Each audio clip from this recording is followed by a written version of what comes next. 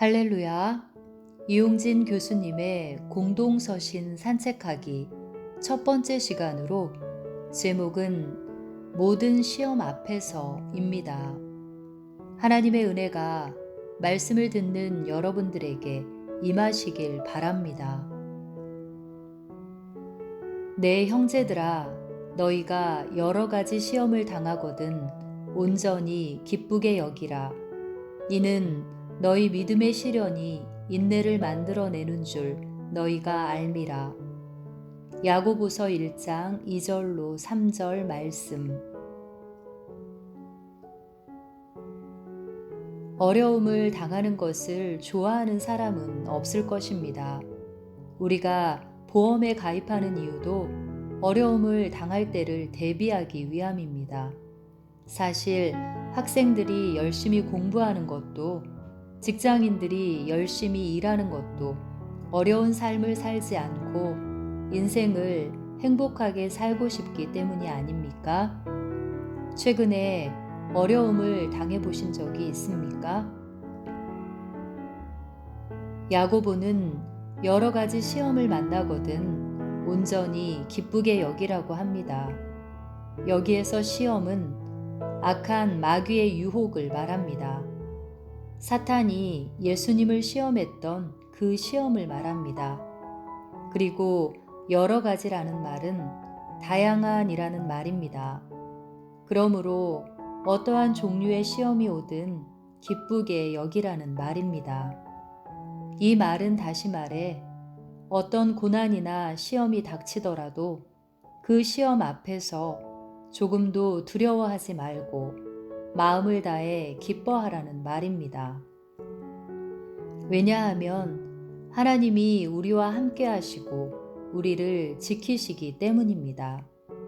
나아가 하나님은 그 시험을 통해 당신의 자녀들을 더 위대한 믿음의 용사로 세워 가십니다. 이런 경험이 있습니까? 특별히 야고보는 이런 시련을 믿음의 시련이라고 부릅니다.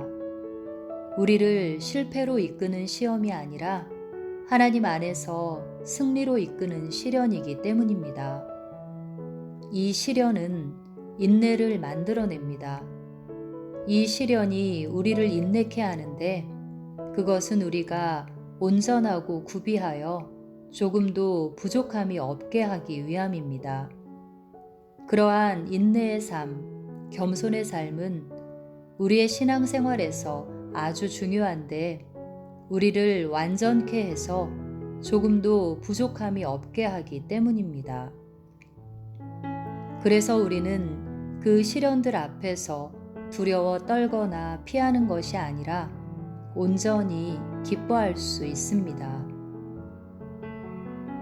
기뻐할 수 없는 시련이 있겠습니까?